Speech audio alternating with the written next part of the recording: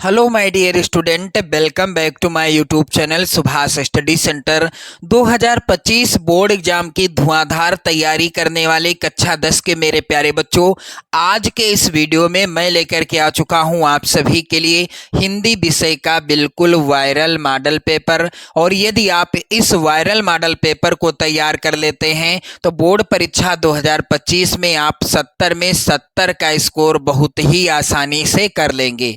मेरे प्यारे बच्चों, कोड याद कर लेना आप लोग। 801 DA कोड का मॉडल पेपर है, हिंदी विषय का पेपर है और इस पेपर का फुल सॉल्यूशन दूंगा मैं आपको, यानी इस पेपर को पूरा हल कराऊंगा। जैसा कि आप देख सकते हैं इस तरह से पूरे पेपर को हल कराऊंगा मैं।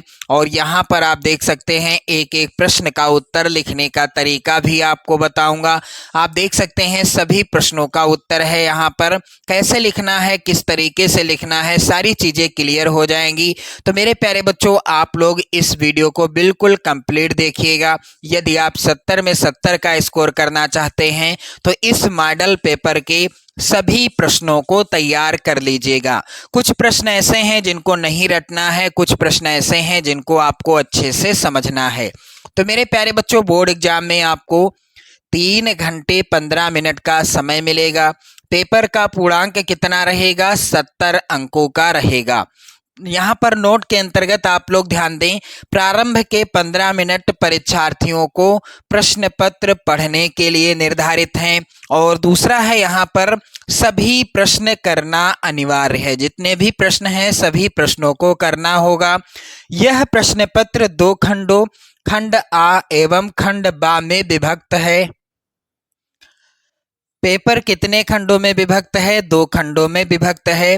खंड आ में 1 अंक के बहुविकल्पीय प्रश्न हैं जिनके सही उत्तर OMR उत्तर पत्रक पर नीले अथवा काले बाल पॉइंट कलम से सही विकल्प वाले गोले को पूर्ण रूप से काला कर चिन्हित करना है। मेरे प्यारे बच्चों, खंड आ के प्रत्येक प्रश्न का निर्देश पढ़कर केवल प्रदत्त OMR उत्तर पत्रक पर ही आपको उत्तर देना है। OMR उत्तर पत्रक पर उत्तर देने के पश्चात उसे नहीं काटें और ना ही इरेजर या व्हाइटनर का प्रयोग बिल्कुल ना करें, क्योंकि यहाँ पर निर्देश दिया गया है। आप लोग अच्छे से पढ़ लेंगे निर्देश को, उसके बाद आप पेपर को हल करेंगे। मेरे प्यारे बच्चों, यहाँ पर आप सभी लोग ध्यान देंगे, प्रश्न के अंक उसके सम्मुख अंकित हैं। कौन सा प्रश्न कितने अंक का है? 1 नंबर का है या 2 नंबर का है या 4 नंबर का है या 6 नंबर का है या 7 नंबर का है, इसका भी विवरण दिया गया है। चलिए आगे बढ़ते हैं। अगला है यहाँ पर निर्देश, आप लोग ध्यान दें। खंड बा में सभी जो प्रश्न आएंगे ये होंगे 50 अंक के। और ये प्रश्न कैसे होंगे? वर्णनात्मक प्रश्न, यानी इनका आपको उत्तर कॉपी पर लिखना होगा, जो आपको बोर्ड एग्जाम में कॉपी मिलेगी। खंड बा में सभी प्रश्नों के उत्तर एक साथ ही करना है। प्रथम प्रश्न से आरंभ कीजिएगा तथा अंतिम प्रश्न तक करते जाइएगा। जो प्रश्न ना आता हो उस पर समय नष्ट ना कीजिएगा। जिस प्रश्न का उत्तर आपको नहीं पता है उस पर आपको समय बिल्कुल भी नष्ट नहीं करना है। खंड आ में जो प्रश्न आएंगे बहुविकल्पी यानी वस्तुनिष्ठ प्रश्न आएंगे, 20 नंबर के प्रश्न होंगे। मेरे प्यारे बच्चों, यहाँ पर आप लोग ध्यान दें, पहला प्रश्न है इस मॉडल पेपर का, कलम का सिपाही कृति के लेखक कौन हैं? यहाँ पर इस प्रश्न से कई प्रश्न बन सकते हैं। और कौन कौन प्रश्न बन सकते हैं आपकी बोर्ड परीक्षा में, चलिए मैं आपको सभी प्रश्नों को बताऊंगा जो आपकी बोर्ड परीक्षा में यहाँ से बन सकते हैं। कलम का सिपाही कृति के लेखक हैं, तो यहाँ पर सबसे पहले आप जान लो कलम का सिपाही किस विधा की रचना है। जीवनी विधा पर आधारित रचना है। यदि प्रश्न आता है कलम का सिपाही किसकी जीवनी है, तो यह मुंशी प्रेमचंद जी की जीवनी है। ये 2 प्रश्न हो गए। तीसरा प्रश्न यहाँ पर है, कलम का सिपाही कृति के लेखक या रचनाकार कौन है? तो अमृत राय। यहाँ पर पहला वाला ऑप्शन सही हो जाएगा। आप लोग ध्यान दें, यहाँ पर अमृत राय जी के द्वारा लिखी गई है कलम का सिपाही नामक रचना, जो कि जीवनी विधा पर आधारित रचना है। और इसमें किसके जीवन के विषय में जो है अमृत राय जी ने लिखा है? मुंशी प्रेमचंद जी के बारे में। अगला प्रश्न है, ध्रुव स्वामिनी नाटक नाटक के लेखक कौन हैं? मेरे प्यारे बच्चों, ध्रुव स्वामी, जो कि नाटक विधा पर आधारित रचना है। यह है रचना किसकी? यहाँ पर बी वाला ऑप्शन सही होगा, जयशंकर प्रसाद जी की। चलिए अगला प्रश्न है उपन्यास भूले बिसरे चित्र। सबसे पहले तो आप जान लो कि भूले बिसरे चित्र किस विधा की रचना है। यह उपन्यास विधा पर आधारित रचना है और इस रचना के लेखक कौन हैं? भगवती चरण वर्मा जी हैं। यहाँ पर ए वाला ऑप्शन क्या होगा? राइट आंसर हो जाएगा। चलिए अगला प्रश्न है अर्धनारीश्वर के लेखक कौन हैं? तो अर्धनारीश्वर किसकी रचना है? मेरे प्यारे बच्चों, यहाँ पर बी वाला ऑप्शन सही होगा, विष्णु प्रभाकर जी। अर्धनारीश्वर के लेखक कौन हैं? विष्णु प्रभाकर जी हैं। अगला प्रश्न है गोदान किस युग की रचना है? तो आप लोग ध्यान दीजिएगा, गोदान जो रचना है यह शुक्ल युग की रचना है और गोदान के लेखक कौन हैं? मुंशी प्रेमचंद जी हैं। इनकी एक और प्रसिद्ध रचना है, आप लोग ध्यान देना, गबन, गोदान, सेवा सदन, ये तीन प्रमुख उपन्यास हैं मुंशी प्रेमचंद जी के द्वारा लिखे गए। आप लोग जरूर तैयार कर लेंगे। अगला प्रश्न है मेरी आत्मकथा जीवनी के लेखक कौन हैं? तो मेरी आत्मकथा जीवनी के लेखक हैं, यहाँ पर डी वाला ऑप्शन सही होगा, डॉक्टर राजेंद्र प्रसाद जी। प्रश्न अगला है नीरजा के रचनाकार कौन हैं? मेरे प्यारे बच्चों, बहुत ही ज़्यादा इम्पोर्टेंट प्रश्न है ये सभी। आपकी बोर्ड परीक्षा 2025 में यही प्रश्न आएंगे, ये बिल्कुल तय है। चलिए मेरे प्यारे बच्चों, नीरजा के रचनाकार कौन हैं? तो यहाँ पर आप लोग ध्यान दीजिएगा, नीरजा जो कि किसके द्वारा लिखी गई रचना है? नीरजा के रचनाकार हैं मेरे प्यारे बच्चों महादेवी वर्मा। यहाँ पर आप लोग ध्यान दें, यामा भी महादेवी वर्मा जी की ही रचना है, आप लोग याद रखिएगा। चलिए अगला प्रश्न है द्विवेदी युग की कालावधि या समय सीमा क्या है? तो मेरे प्यारे बच्चों, द्विवेदी युग की कालावधि है, यहाँ पर ए वाला ऑप्शन सही होगा, सन 1900 ईस्वी से 1918 ईस्वी तक का जो समय था यह द्विवेदी युग के अंतर्गत आता है। अगला प्रश्न मेरे प्यारे बच्चों मोस्ट इम्पोर्टेंट है, कह रहा है कि तार सप्तक का प्रकाशन वर्ष है। दिए गए विकल्पों में से सन 1943 ईस्वी में, कब? सन 1943 ईस्वी में तार सप्तक का प्रकाशन हुआ था और यह प्रकाशन या संपादन किसने किया था तार सप्तक का? मेरे प्यारे बच्चों सच्चिदानंद हीरानंद वात्स्यायन अगे जी ने तार सप्तक का संपादन किया था। आप लोग ध्यान दीजिएगा, शुक्ल युग की समय सीमा क्या है? इनमें से सही विकल्प क्या होगा? सन 1919 ईस्वी से 1938 ईस्वी तक का जो समय था यह शुक्ल युग के अंतर्गत आता है। आप लोग ध्यान दें, प्रश्न संख्या 11 जो कि मोस्ट इम्पोर्टेंट है, हा रघुनंदन प्रेम परीते तुम बिन जियत बहुत दिन बीते, इन पंक्तियों में कौन सा रस है? मेरे प्यारे बच्चों, यहाँ पर कौन सा रस है? तुम बिन जियत, किसी के बिना जीना, यानी दुख में होते हैं ऐसे दिन, तो यहाँ पर सुख की तो कोई बात है ही नहीं, ना ही यहाँ पर रौद्र रस का अर्थ होता है क्रोधित होना, तो क्रोध भी नहीं है यहाँ पर तुम बिन जियत बहुत दिन बीते, यानी रघुनंदन भगवान राम के बिना बहुत दिन जी लिए, और ये जो बीते हुए दिन थे ये कैसे थे? दुख पूर्वक बिताए थे। इसलिए यहाँ पर दिए गए उदाहरण में कौन सा रस है? करुण रस है। अब प्रश्न आता है कि करुण रस का स्थायी भाव क्या है? तो शोक है। हास्य रस का स्थायी भाव क्या है? हास है। रौद्र रस का स्थायी भाव क्या है? क्रोध है। मेरे प्यारे बच्चों, आप लोग ध्यान दें, वीर रस का स्थायी भाव क्या है? उत्साह है। वीर रस का स्थायी भाव उत्साह है। तो आप लोग ध्यान दीजिएगा, यहाँ पर अगला जो प्रश्न है बहुत ही ज़्यादा इम्पोर्टेंट है आपकी बोर्ड परीक्षा 2025 के लिए। आहुति सी गिर पड़ी चिता पर, चमक उठी ज्वाला सी, उपर्युक्त पंक्ति में अलंकार कौन सा है? दिए गए उदाहरण में कौन सा अलंकार है? मेरे प्यारे बच्चों, यहाँ पर आप सभी लोग ध्यान दीजिएगा, आहुति सी गिर पड़ी चिता पर। यहाँ पर आप लोग ध्यान दीजिएगा, उपमा अलंकार है क्योंकि यहाँ पर तुलना की जा रही है। अगला प्रश्न है, सोरठा छंद के दूसरे और चौथे चरण में मात्राएं होती हैं। तो सोरठा छंद के पहले और तीसरे चरण में, सबसे पहले आप जान लो, सोरठा छंद के पहले और तीसरे चरण में 11-11 मात्राएं होती हैं। सोरठा छंद के दूसरे और चौथे चरण में मेरे प्यारे बच्चों 13-13 मात्राएं होती हैं। यहाँ पर राइट आंसर क्या होगा? सोरठा छंद के दूसरे और चौथे चरण में 13-13 मात्राएं होती हैं। यहाँ पर डी वाला ऑप्शन सही हो जाएगा। अगला प्रश्न है, यहाँ पर मेरे प्यारे बच्चों आगमन शब्द में प्रयुक्त उपसर्ग है। तो आगमन में उपसर्ग क्या है? तो यहाँ पर आप सभी लोग ध्यान दें, दीर्घ आ, क्योंकि गमन क्या है? मूल शब्द है और इसमें दीर्घ आ जुड़ा हुआ है उपसर्ग, और ये हो गया नया शब्द मिलकर के आगमन। क्या हो गया? आगमन हो गया है। अगला प्रश्न है, माता पिता में समास है। माता पिता में कौन सा समास है? चलिए मेरे प्यारे बच्चों, इसका राइट आंसर क्या होगा? तो यहाँ पर ध्यान दें आप लोग, माता पहला पद है और पिता क्या है? दूसरा पद है। जहाँ पर दोनों पदों की प्रधानता होती है, या आप कह सकते हैं जहाँ पर दोनों पदों की वैल्यू बराबर होती है, वहाँ पर होता है द्वंद्व समास। यहाँ पर बी वाला ऑप्शन सही होगा। अगला प्रश्न है, पृथ्वी का पर्यायवाची शब्द नहीं है। तो इनमें से कौन सा है जो पृथ्वी का पर्यायवाची शब्द नहीं है? तो भू पृथ्वी का पर्यायवाची शब्द है, धरा भी पृथ्वी का पर्यायवाची शब्द है, वसुधा भी है, लेकिन ये जो है प्रसून, यह किसका पर्यायवाची है?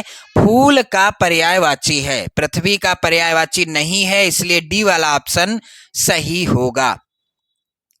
चलिए अगला प्रश्न मेरे प्यारे बच्चों है, युष्मद का सप्तमी एक वचन का रूप क्या होगा? तो यहाँ पर आप सभी लोग ध्यान दें, इस प्रश्न का आंसर क्या हो जाएगा? यहाँ पर राइट आंसर क्या हो जाएगा मेरे प्यारे बच्चों? बी वाला ऑप्शन। युष्मद का सप्तमी एक वचन का रूप क्या हो जाएगा? त्वयी हो जाएगा।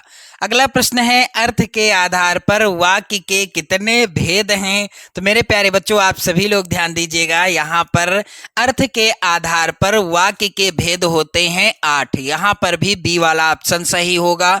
इसके बाद आप देखेंगे अगला प्रश्न है मेरे प्यारे बच्चों, तुमसे सोया नहीं जा सकता। वाक्य में वाच्य क्या है? तो तुमसे सोया नहीं जा सकता, वाक्य में वाच्य क्या हो जाएगा? यहाँ पर हो जाएगा बी वाला ऑप्शन, कर्मवाच्य। भाषा की सबसे छोटी इकाई क्या है? सबसे ज्यादा इंपॉर्टेंट प्रश्न है मेरे प्यारे बच्चों, भाषा की सबसे छोटी इकाई है यहाँ पर ए वाला ऑप्शन सही है, अक्षर। और मेरे प्यारे बच्चों आप लोग ध्यान दें, यहाँ पर अक्षर या फिर वर्ण, अक्षर को वर्ण भी कहते हैं। तो भाषा की सबसे छोटी इकाई क्या है? अक्षर या वर्ण। मेरे प्यारे बच्चों इसके बाद आप देखेंगे खंड बा, जो कि वर्णनात्मक प्रश्नों पर आधारित है, और खंड बा आएगा कितने नंबर का? 50 अंकों का। तो चलिए मेरे प्यारे बच्चों यहाँ पर ध्यान दें आप लोग, पहला प्रश्न है, निम्नलिखित गद्यांश पर आधारित 3 प्रश्नों के उत्तर दीजिए। 6 नंबर का ये प्रश्न आएगा। यहाँ पर गद्यांश है, कुसंग का ज्वर सबसे भयानक होता है, यह केवल नीति और सद्वृत्ति का ही नाश नहीं करता बल्कि बुद्धि का भी क्षय करता है। किसी युवा पुरुष की संगत यदि बुरी होगी तो वह उसके पैरों में बंधी चक्की के समान होगी, जो उसे दिन दिन अवनति के गड्ढे में गिराती जाएगी, और यदि अच्छी होगी तो सहारा देने वाली बाहु के समान होगी, जो उसे निरंतर उन्नति की ओर उठाती जाएगी। मेरे प्यारे बच्चों इस गद्यांश का पहला प्रश्न है, यहाँ पर उपर्युक्त गद्यांश का संदर्भ लिखिए। कैसे लिखना है आप सभी को? आप लोग ध्यान दें, यहाँ पर प्रश्नोत्तर संख्या 1 इस तरह से हेडिंग डालेंगे। गद्यांश के शुरुआत के शब्द लिखेंगे, जैसे कि यहाँ पर है कुसंग का ज्वर, फिर डैश डैश का निशान लगाएंगे, और लास्ट के शब्द हैं गद्यांश के, उन्नति की ओर उठाती जाएगी। जो भी गद्यांश आप हल करेंगे उसके शुरुआत के और लास्ट के शब्द लिखेंगे। फिर आप संदर्भ लिखेंगे।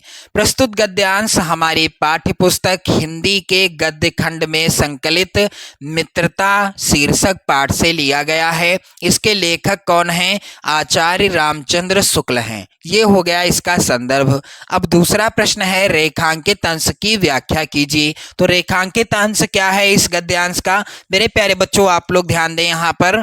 कुसंग का ज्वर सबसे भयानक होता है। यह केवल नीति और सद्वृत्ति का ही नाश नहीं करता, बल्कि बुद्धि का भी क्षय करता है। तो चलिए रेखांकित अंश की व्याख्या क्या हो जाएगी। शुक्ल जी कहते हैं कि बुरी संगति घातक बुखार के समान हानिकारक होती है। जिस तरह कोई व्यक्ति यदि किसी भयानक ज्वर से ग्रसित हो तो वह ज्वर उसके शरीर और स्वास्थ्य को नष्ट कर देता है तथा कभी कभी प्राण भी ले लेता है, उसी प्रकार बुरी संगति हमारी नैतिकता, सदाचार, मन तथा बुद्धि को नष्ट कर देती है। चलिए अगला प्रश्न है गद्यांश का मेरे प्यारे बच्चों, युवा पुरुष की संगति के बारे में क्या कहा गया है? तो यहाँ पर इसका उत्तर आप लोग ध्यान दीजिएगा। युवा पुरुष की बुरी संगति उसे अवनति के गड्ढे में प्रतिदिन गिराती जाएगी और यदि अच्छी होगी तो वह उसे निरंतर उन्नति की ओर अग्रसर करेगी। ये हो गया गद्यांश का पूरा हल। चलिए आगे बढ़ते हैं। अथवा में भी गद्यांश है, 2025 बोर्ड परीक्षा के लिए इम्पोर्टेंट गद्यांश है। तो मेरे प्यारे बच्चों, इसको भी मैं सॉल्व कराऊंगा। वैसे तो आपको एक ही गद्यांश के नीचे दिए गए 3 प्रश्नों को हल करना है और 6 नंबर आपको मिलेंगे। तो यहाँ पर अथवा वाला भी गद्यांश आप लोग यहाँ पर समझते चलें। ईर्ष्या से बचने का उपाय मानसिक अनुशासन है। जो व्यक्ति ईर्ष्यालु स्वभाव का है उसे फालतू बातों के बारे में सोचने की आदत छोड़ देनी चाहिए। उसे यह भी पता लगाना चाहिए कि जिस अभाव के कारण वह ईर्ष्यालु बन गया है उसकी पूर्ति का रचनात्मक तरीका क्या है। जिस दिन उसके भीतर यह जिज्ञासा आएगी उसी दिन से वह ईर्ष्या करना कम कर देगा। अब इस गद्यांश का पहला प्रश्न, उपर्युक्त गद्यांश का संदर्भ लिखिए। तो संदर्भ जब भी आप लिखें सबसे पहले गद्यांश के शुरुआत के और अंत के यानी लास्ट के शब्दों को लिख लें। प्रश्नोत्तर संख्या 1 अथवा आप लोग ध्यान दें। ईर्ष्या से बचने का उपाय, शुरुआत के शब्द हैं, डैश डैश का निशान लगाते जाएं। लास्ट के शब्द क्या हैं? करना कम कर देगा। फिर इसके बाद संदर्भ आप लोग ध्यान दें। प्रस्तुत गद्यांश हमारी पाठ्य पुस्तक हिंदी के गद्य खंड में संकलित पाठ का नाम क्या है? ईर्ष्या तू न गई मेरे मन से नामक पाठ से लिया गया है। इसके लेखक रामधारी सिंह दिनकर जी हैं। मेरे प्यारे बच्चों, यहाँ पर अगला प्रश्न है, गद्यांश के रेखांकित अंश की व्याख्या कीजिए। तो यहाँ पर रेखांकित अंश क्या है इस गद्यांश का? ईर्ष्या से बचने का उपाय मानसिक अनुशासन है। जो व्यक्ति ईर्ष्यालु स्वभाव का है उसे फालतू बातों के बारे में सोचने की आदत छोड़ देनी चाहिए। उसे यह भी पता लगाना चाहिए कि जिस अभाव के कारण वह ईर्ष्यालु बन गया है उसकी पूर्ति का रचनात्मक तरीका क्या है। चलिए इसकी व्याख्या आप लोग समझते चलें। रेखांकित अंश की व्याख्या, दिनकर जी कहते हैं कि मन ही उन विचारों से युक्त होता है जो ईर्ष्या को जन्म देते हैं। व्यक्ति मन को निर्मल रखे तो ईर्ष्या से मुक्त रह सकता है। यदि कोई ईर्ष्यालु है तथा इस विकार से मुक्त होना चाहता है तो उसके लिए आवश्यक है कि वह व्यर्थ की बातें ना सोचा करे। जिस दिन से उसके अंदर रचनात्मक तरीके से अपने ईर्ष्यालु बनने के कारण को दूर करने की जिज्ञासा आएगी उसी दिन से वह ईर्ष्या करना कम कर देगा। मेरे प्यारे बच्चों, यहाँ पर अगला प्रश्न है, लेखक ईर्ष्या से बचने के लिए किस आदत को छोड़ने को कहता है? चलिए इसका उत्तर क्या हो जाएगा। लेखक का कहना है कि ईर्ष्या से बचने के लिए व्यर्थ की बातें सोचना बंद करके अपने अभाव की पूर्ति का रचनात्मक तरीका खोजना चाहिए। मेरे प्यारे बच्चों, यहाँ पर आप देखेंगे अगला प्रश्न है, निम्नलिखित पद्यांशों में से किसी एक पद्यांश के नीचे दिए गए प्रश्नों के उत्तर दीजिए। 6 नंबर का प्रश्न आएगा और यहाँ पर पहला पद्यांश जो कि बहुत ही ज़्यादा इम्पोर्टेंट है आपकी बोर्ड परीक्षा 2025 के लिए, चरण कमल बंदो हरिराई, जाकी कृपा पंगु गिर लांग है, अंधे को सब कछु दरसाई, बहिरो सुने गूंग पुनि बोलें, रंक चलें सिर छत्र धराई, सूरदास स्वामी करुणामय, बार बार बंदो तहि पाई। पहला प्रश्न है, उपर्युक्त पद्यांश का संदर्भ लिखिए। कैसे लिखना है आप सभी को? प्रश्नोत्तर संख्या 2। पद्यांश के शुरुआत के शब्द क्या हैं? चरण कमल बंदो और डैश डैश का निशान लगाएंगे आप लोग। फिर लास्ट के शब्द हैं बंदो तेहि पाई। फिर इसके बाद संदर्भ आपको लिखना है। प्रस्तुत पद्यांश सूरदास जी द्वारा रचित सूर सागर नामक ग्रंथ से हमारी पाठ्य पुस्तक हिंदी के काव्य खंड में संकलित पद शीर्षक से उद्धृत है। मेरे प्यारे बच्चों, संदर्भ इसी तरह से लिखा जाएगा। सूरदास जी का कोई भी पद आपकी बोर्ड परीक्षा में आता है तो प्रसंग क्या होगा? इस पद में भक्त कवि होगा। यहाँ पर भक्त कवि सूरदास जी ने श्री कृष्ण की महिमा का वर्णन करते हुए उनके चरणों की वंदना की है। मेरे प्यारे बच्चों, इसकी जो है आप लोग देखेंगे व्याख्या। यहाँ पर प्रश्न अगला है, रेखांकित अंश की व्याख्या कीजिए। तो पूरे पद्यांश की मैं आपको व्याख्या बताऊंगा। यहाँ पर आप लोग ध्यान दें, व्याख्या क्या हो जाएगी। सूरदास जी श्री कृष्ण के कमल रूपी चरणों की वंदना करते हुए कहते हैं कि इन चरणों का प्रभाव बहुत व्यापक है। इनकी कृपा हो जाने पर लंगड़ा व्यक्ति भी पर्वतों को लांघ लेता है और अंधे को सब कुछ दिखाई देने लगता है। इन चरणों के अनोखे प्रभाव के कारण बहरा व्यक्ति सुनने लगता है और गूंगा पुनः बोलने लगता है। किसी दरिद्र व्यक्ति पर श्री कृष्ण के चरणों की कृपा हो जाने पर वह राजा बनकर अपने सिर पर राज छत्र धारण कर लेता है। सूरदास जी कहते हैं कि ऐसे दयालु प्रभु श्री कृष्ण के चरणों की मैं बार बार वंदना करता हूँ। मेरे प्यारे बच्चों, यहाँ पर आप देखेंगे अगला प्रश्न है, किसकी कृपा से लंगड़ा व्यक्ति पर्वत लांघ जाता है? तो उत्तर हो जाएगा, ईश्वर की जब कृपा होती है तो लंगड़ा व्यक्ति पर्वत लांघ जाता है। अगला प्रश्न यहाँ पर आप देखेंगे अथवा में है, रानी मैं जानी अजानी महा, यहाँ पर महा होगा। पबिपाहन हूँ ते कठोर हियो है, राजहु काजु अकाजु न जान्यो, कहो तियको जेहि कान कियो है, ऐसी मनोहर मूर्ति ये बिछुरे कैसे प्रीतम लोग जियो है, आखिन में सखी राखिबे जोग, इन्हें किम कै बनवासु दियो है। मेरे प्यारे बच्चों, यहाँ पर पहला प्रश्न है इस पद्यांश का। वैसे तो एक ही पद्यांश करना है आप लोगों को और 3 प्रश्न करने हैं पद्यांश के नीचे जो दिए गए हैं। 6 नंबर आपको मिलेंगे, लेकिन दोनों इंपॉर्टेंट हैं इसलिए मैं दोनों को यहाँ पर हल कराऊंगा।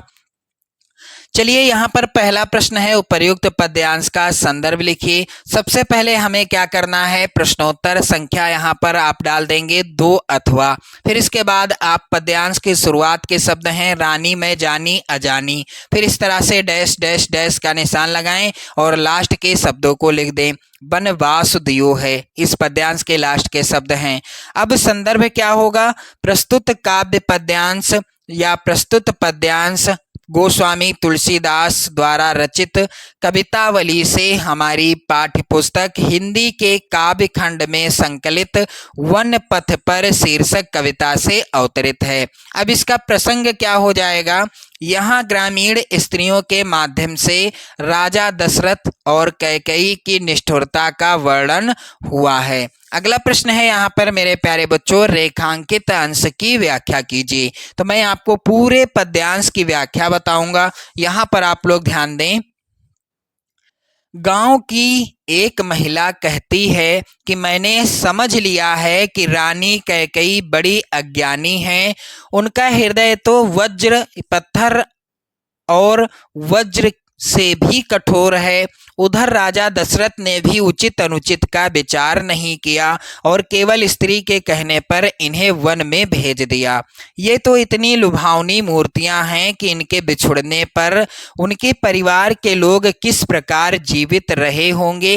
हे सखी, ये तो आंखों में रखने योग्य हैं, अर्थात सदैव दर्शनीय हैं, तो फिर इन्हें वनवास क्यों दे दिया गया। मेरे प्यारे बच्चों, आप लोग ध्यान दें, यहाँ पर अगला प्रश्न है इस पद्यांश का, किसका हृदय पत्थर की भांति कठोर है। तो मेरे प्यारे बच्चों, इसका उत्तर क्या होगा। ग्राम वधुएं कह रही हैं कि जिस रानी ने इन लोगों को वनवास दिया है उसका हृदय पत्थर की भांति क्या है, कठोर है। अगला प्रश्न मेरे प्यारे बच्चों है, दिए गए संस्कृत गद्यांशों में से किसी एक का संदर्भ सहित हिंदी में अनुवाद कीजिए। 5 नंबर का ये प्रश्न आएगा। यहाँ पर पहला जो गद्यांश है बहुत ही ज़्यादा इम्पोर्टेंट गद्यांश है।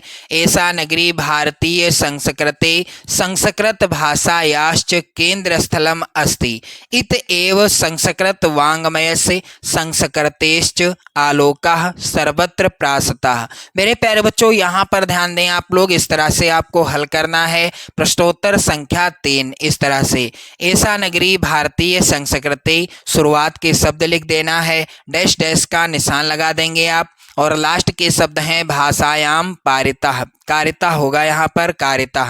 फिर संदर्भ आपको लिखना है, प्रस्तुत संस्कृत गद्यावतरण हमारी पाठ्य पुस्तक हिंदी के संस्कृत खंड के अंतर्गत वाराणसी नामक पाठ से उद्धृत है। मेरे प्यारे बच्चों, इसका हिंदी अनुवाद क्या होगा। यह नगरी भारतीय संस्कृति और संस्कृत भाषा का केंद्र स्थल है। यहीं से संस्कृत साहित्य और संस्कृति का प्रकाश सब जगह फैला था। मुगल युवराज दारा सिकोह ने यहाँ आकर भारतीय दर्शन शास्त्रों का अध्ययन किया था। वह उनके ज्ञान से ऐसा प्रभावित हुआ कि उसने उपनिषदों का अनुवाद फारसी भाषा में कराया। मेरे प्यारे बच्चों, यहाँ पर अथवा में भी एक और गद्यांश है जो बहुत ही ज़्यादा इम्पोर्टेंट है। आप लोग ध्यान दें, 2025 बोर्ड एग्जाम के लिए इस गद्यांश को भी आप तैयार कर लीजिएगा। गद्यांश है, मानव जीवनस्य संस्करणम संस्कृति अस्माकं पूर्वजः मानव जीवनम संस्कृतुम महानताम प्रयत्नम अकुर्वन्।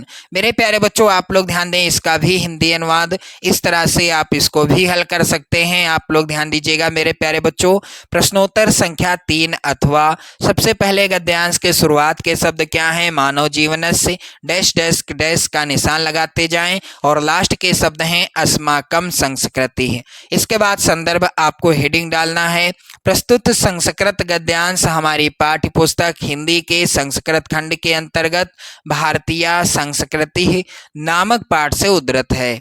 अब इसका हिंदी अनुवाद क्या होगा।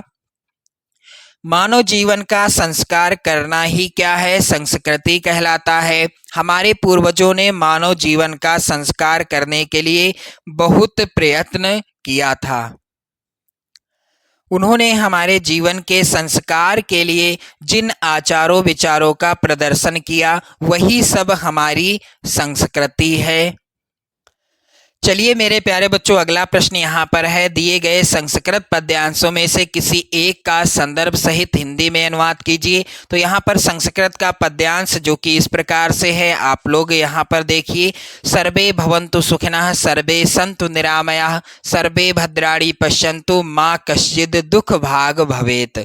यहाँ पर मेरे प्यारे बच्चों इसका जो है उत्तर कैसे लिखना है, प्रश्नोत्तर संख्या 4। यहाँ पर आप लोग ध्यान दें, सबसे पहले आपको पद्यांश के शुरुआत के शब्द लिख देने हैं, डैश डैश डैश का निशान लगाते जाइए, लास्ट के शब्द दुख भाग भवेत ये लिख देना है। फिर संदर्भ क्या होगा, प्रस्तुत श्लोक हमारी पाठ्य पुस्तक हिंदी, यहाँ पर हिंदी के संस्कृत खंड के अंतर्गत भारतीय संस्कृति नामक पाठ से उद्धृत है। मेरे प्यारे बच्चों, ये सभी जो पद्यांश हैं इंपॉर्टेंट हैं, आप लोग जरूर तैयार कर लेना। चलिए इसका हिंदी अनुवाद आप लोग ध्यान दें, सब सुखी हो, सब रोग रहित हो, सब कल्याण को देखें, अर्थात सभी का कल्याण हो, कोई भी दुखी ना हो, अर्थात कोई भी दुख का भागी ना बने। चलिए अगला प्रश्न यहाँ पर है, अथवा में भी पद्यांश है, यहाँ पर श्लोक है, इसको भी हल कर लेते हैं।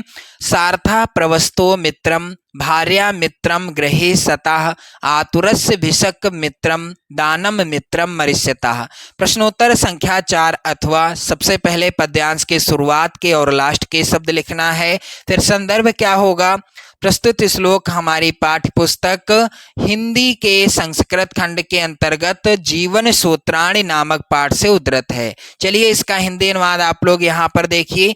धन परदेश में रहने वाले का मित्र है, पत्नी घर में रहने वाले की मित्र है, वैद्य रोगी का मित्र है और दान मरने वाले का मित्र है। ये हो गया इसका सैल्यूशन। चलिए आगे बढ़ते हैं। अगला प्रश्न यहाँ पर है, अपने पठित खंड काव्य के आधार पर निम्नलिखित प्रश्नों में से किसी एक का उत्तर दीजिए। मेरे प्यारे बच्चों 3 नंबर का प्रश्न आएगा और जो खंड काव्य आपके जिले के लिए निर्धारित है, जो खंड काव्य आपके जिले के लिए निर्धारित है, आप लोगों को क्या करना है? उस खंड काव्य के किसी एक प्रश्न का उत्तर लिखना है, क्योंकि प्रत्येक खंड काव्य से 2-2 प्रश्न हैं। आप देख सकते हैं यहाँ पर भी। चलिए अगला प्रश्न है, दिए गए लेखकों में से किसी एक लेखक का जीवन परिचय देते हुए उनकी प्रमुख रचना का उल्लेख कीजिए। 5 नंबर का प्रश्न आएगा।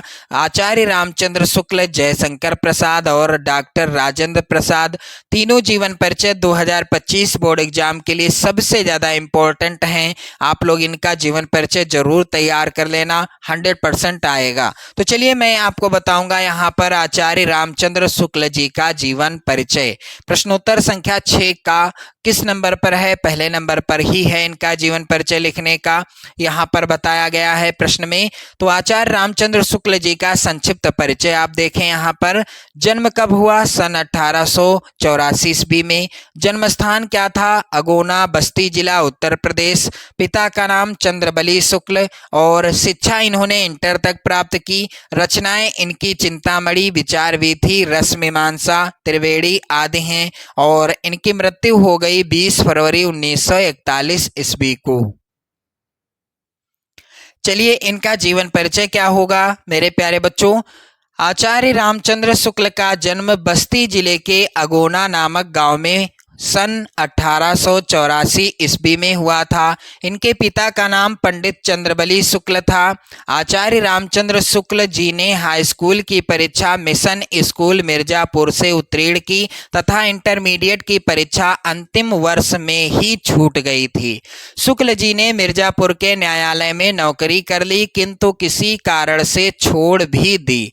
बाद में मिर्जापुर के मिशन स्कूल में चित्रकला के अध्यापक हो गए। स्वाध्याय से ही इन्होंने हिंदी, अंग्रेजी, संस्कृत, बांग्ला आदि भाषाओं का अच्छा ज्ञान प्राप्त कर लिया।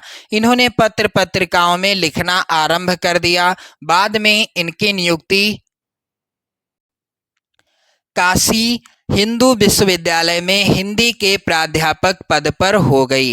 बाबू श्याम सुंदर दास के पश्चात आचार्य रामचंद्र शुक्ल जी हिंदी विभाग के अध्यक्ष बने और इसी पद पर कार्य करते हुए सन 1941 ईस्वी में इनका परलोकवास हो गया। अब इनकी प्रमुख रचना का नाम क्या है? चिंतामणि। चलिए आगे बढ़ते हैं। अगला प्रश्न मेरे प्यारे बच्चों है, दिए गए कवियों में से किसी एक कवि का जीवन परिचय आपको लिखना है, उनकी रचना का नाम लिखना है। 5 नंबर का प्रश्न है। सूरदास, तुलसीदास और महादेवी वर्मा 2025 बोर्ड एग्जाम में ये जीवन परिचय 100% आएंगे। आप लोग जो है जरूर तैयार कर लीजिएगा।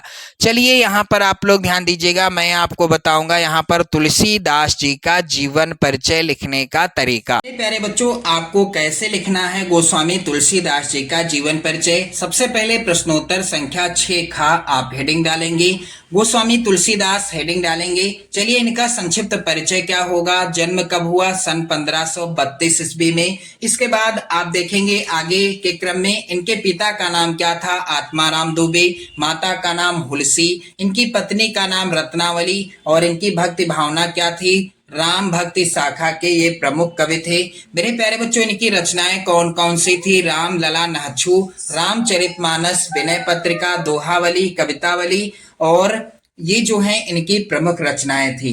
मेरे प्यारे बच्चों, इनकी मृत्यु कब हो गई? सन 1623 ईस्वी में। अब चलिए इनका जीवन परिचय आप सभी लोग ध्यान दीजिएगा। यहाँ पर जीवन परिचय के अंतर्गत आप सभी ध्यान दें। गोस्वामी तुलसीदास का जन्म 1532 ईस्वी में बांदा जिले के राजापुर नामक गांव में हुआ था। कुछ विद्वानों का मानना है कि इनका जन्म एटा जिले के सोरो नामक स्थान पर हुआ। इनके पिता का नाम आत्माराम दुबे और माता का नाम हुलसी था। अभुक्त मूल नक्षत्र में जन्म होने के कारण इनके माता पिता ने इन्हें त्याग दिया था। स्वामी नरहरि दास ने इनका पालन पोषण किया था। काशी के शेष सनातन नामक विद्वान ने इन्हें वेदों, पुराणों आदि ग्रंथों का ज्ञान कराया था। इनका विवाह दीनबंधु पाठक की कन्या रत्नावली से हुआ था। वह पत्नी प्रेम में बहुत अनुरक्त रहते थे कि पत्नी के उपदेश से ही इनके मन में वैराग्य उत्पन्न हो गया। इनका जीवन काशी, अयोध्या और चित्रकूट में अधिक व्यतीत हुआ। इनकी मृत्यु काशी के 80 घाट पर सन 1623 ईस्वी में हो गई। अब इनकी प्रमुख रचना का नाम क्या है? रामचरितमानस। अगला प्रश्न मेरे प्यारे बच्चों है, अपनी पाठ्य पुस्तक में से कंठस्थ कोई एक श्लोक लिखिए जो इस प्रश्न पत्र में ना आया हो। 2 नंबर का प्रश्न आएगा, वही श्लोक आप लिखेंगे जो पेपर में पूछा ना गया हो, जो कि प्रश्न संख्या 4 में आप देख सकते हैं। ये 2 श्लोक पूछे गए हैं। अब इनको आपको नहीं लिखना है, इसके अलावा तीसरे श्लोक को लिखना है प्रश्न संख्या 7 के उत्तर के रूप में। तो यहाँ पर आप लोग देखिए प्रश्नोत्तर संख्या 7, अपदो दूरगामी चा साक्षरो नाचा पंडितः अमुखः स्फुट वक्ता चा यो जानाति सह पंडितः। ये श्लोक नहीं आया है इस पेपर में। अब बारी आती है आगे बढ़ने की और अगला प्रश्न मेरे प्यारे बच्चों है, निम्नलिखित विषय पर पत्र लिखिए। 4 नंबर का ये प्रश्न आएगा। शहर की सफाई हेतु तो अपने शहर के मुख्य नगर अधिकारी को पत्र लिखिए। अथवा में भी प्रश्न है, यहाँ पर अथवा में भी प्रश्न है, आप लोग यहाँ पर देख लीजिए।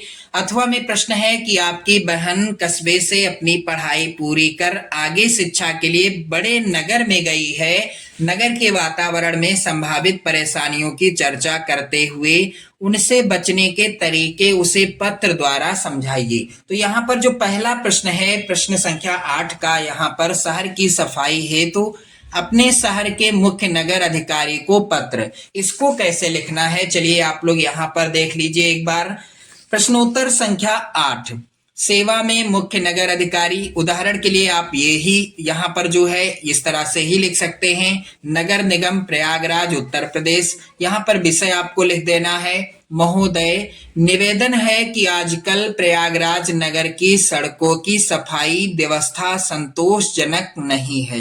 नगर की सड़कों पर सर्वत्र गंदगी फैली हुई है या नालियों में गंदा पानी फैल रहा है, जिसमें दुर्गंध के कारण अनेक बीमारियों की फैलने की आशंका है। गंदगी के कारण मच्छर पैदा हो रहे हैं। चौक बाजार जो कि नगर का मुख्य व्यवसायिक केंद्र है, नगर के सभी वर्गों के लोग वहां अपनी आवश्यकता अनुसार सामान खरीदने आते हैं। नालियों और सड़कों की गंदगी ग्राहक के मन पर कुप्रभाव डालती है।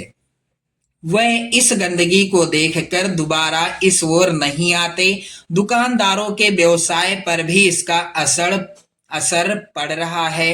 अतः आपसे विनम्र निवेदन है कि इस अव्यवस्था की ओर विशेष ध्यान दें। अपने स्वास्थ्य कर्मचारियों को यहाँ विशेष सफाई बनाए रखने का आदेश दें ताकि यहाँ के निवासियों का जीवन बीमारियों से दूर रहे और व्यवसायियों के व्यवसाय में वृद्धि संभव हो सके।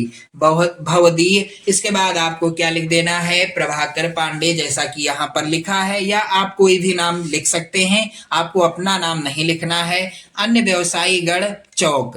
दिनांक यहाँ पर आप सभी लोग ध्यान दें। चलिए आगे बढ़ते हैं। अगला प्रश्न है, निम्नलिखित प्रश्नों में से किन्हीं 2 प्रश्नों का उत्तर संस्कृत में दीजिए। 2 नंबर का ये प्रश्न आएगा। तो वाराणसी नगरी कस्या नद्या कूले स्थिता, वाराणसी नगरी किस नदी के किनारे स्थित है?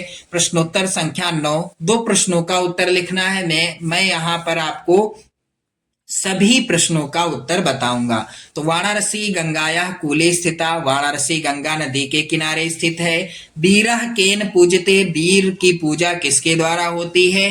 तो बीरः बीरेण पूजते, यानी बीर की पूजा बीरों के द्वारा होती है।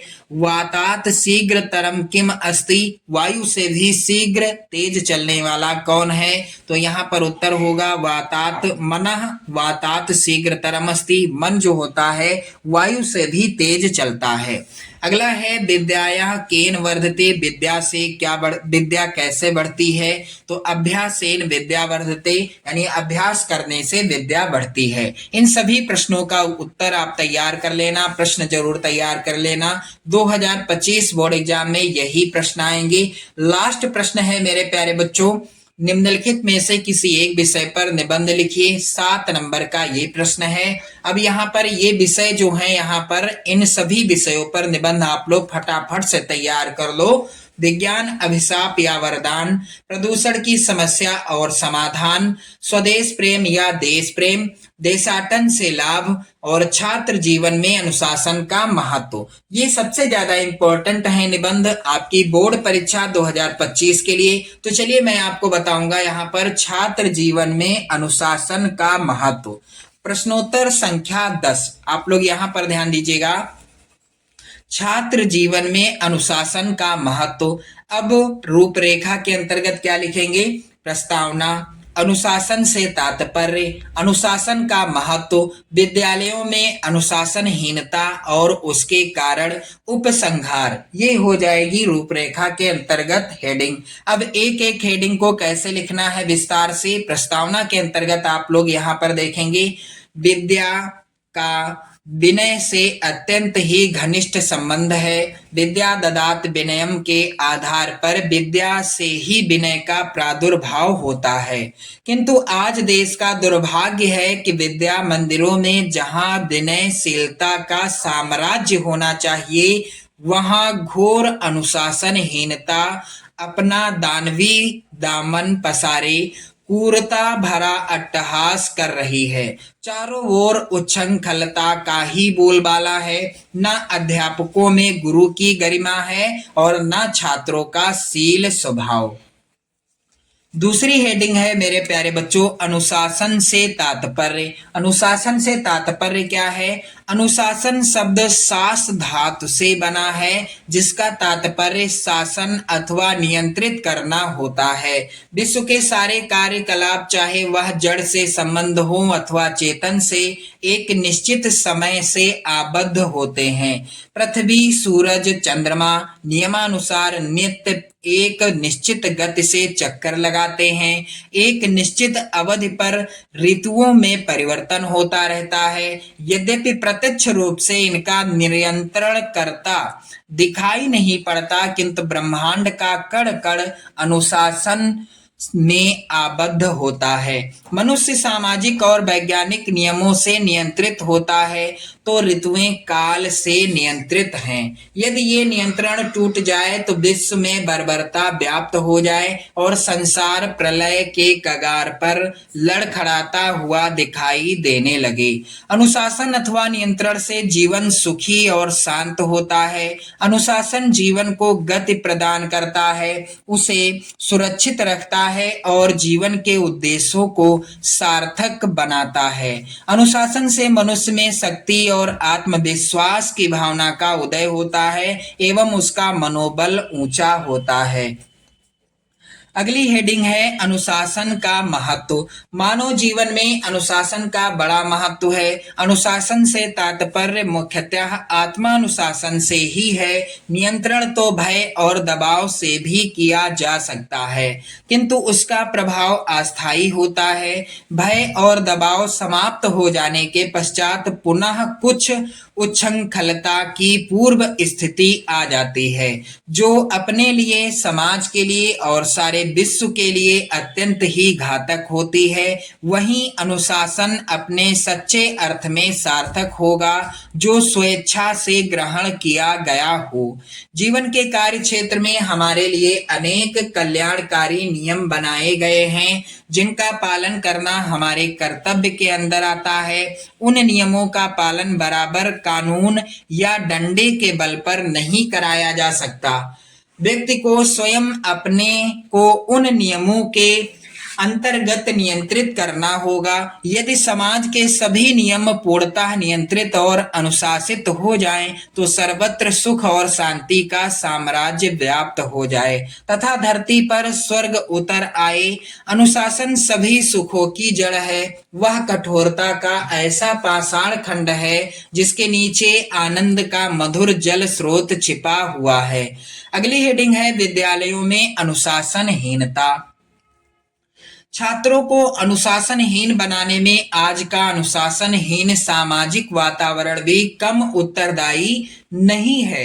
आज देश के 95% बच्चे ऐसे ही समाज में पल रहे हैं जहां चोरी, चोरबाजारी, भ्रष्टाचार आदि कुरीतियों का कोढ़ जमा है। बच्चों पर प्रत्यक्ष और परोक्ष रूप में इसका प्रभाव पड़ता ही है।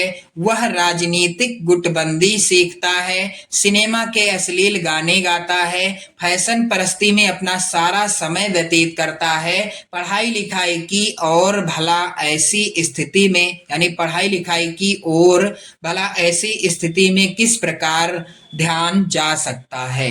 अगली हेडिंग है उपसंहार। इसके अंतर्गत क्या लिखेंगे आप लोग? अतः विद्यालयों में व्याप्त इस घोर अनुशासनहीनता के निराकरण के लिए उपाय सोचना होगा। छात्रों में असंतोष को दूर करने के लिए उसके सभी अभावों को दूर करना होगा। भावी जीवन के प्रति उसे आश्वस्त करना होगा।